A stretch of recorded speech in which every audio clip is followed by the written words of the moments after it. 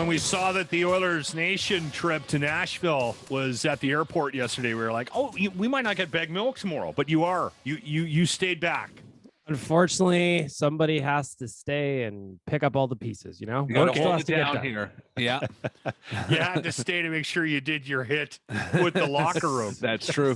I was going to go to Nashville, and then I looked at the dates, and I was like, I can't miss a radio hit on a Wednesday.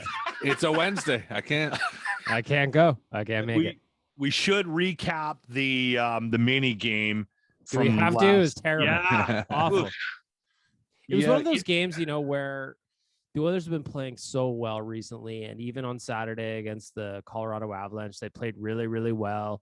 Ultimately, in my opinion, got robbed of the extra point in that game. Go into last night thinking if they play like they did against Colorado, we got a good shot here. Yeah. But then there's just something about the Minnesota Wild that is the Oilers' kryptonite. They just can't figure it out.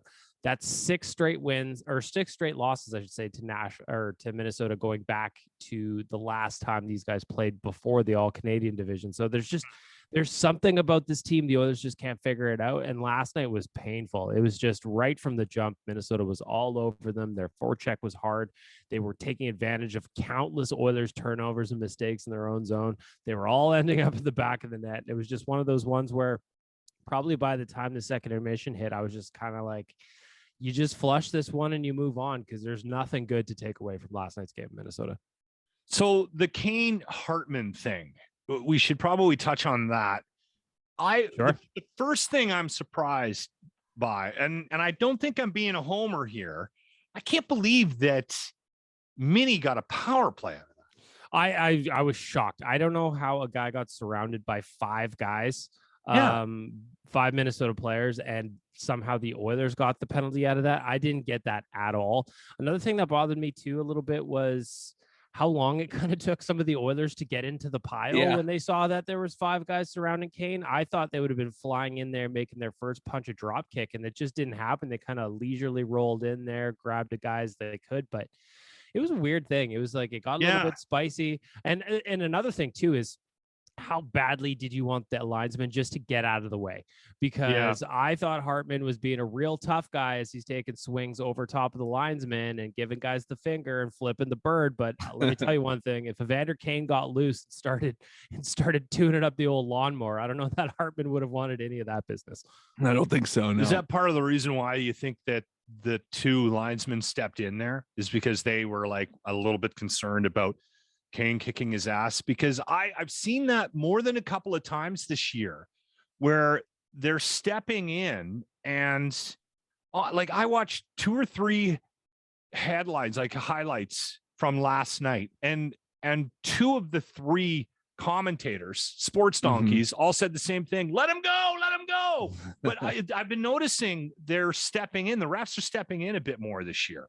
They are. Like, so we have hockeyfights.com in our network as well. So I can tell you that fights are up this year as a general percentage per game, but it just seems like there's situations like last night. Why couldn't they go? You know, it was clearly wanted sort to. it out. Yeah. And then instead we get the image of Hartman flipping the bird, and he'll probably get a fine for it. But the reality is he should be icing his face up today, because Evander Kane would have tuned him up. Yeah, they got Nashville tonight, right? Or is that tomorrow? Tomorrow night. Yeah, that's going to be a tough one as well. You think Mikko Koskinen back in net? I think that they'll probably go to Mike Smith tomorrow night. It seems like they're doing a pretty even rotation at this point. And ultimately, both guys are playing well last night, notwithstanding. Mikko was just not great. But again, nobody for the Oilers was good last night. So I wouldn't be surprised if they go back to Mike Smith tomorrow. The extra rough part about last night's loss is that LA won.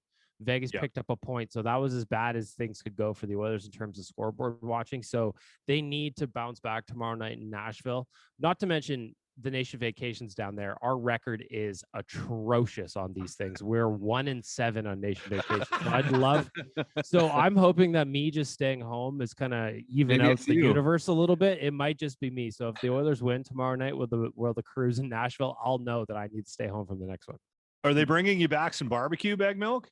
Oh, just like a pocket full of barbecue. Yeah. So nice. You can carry it on and bring it back.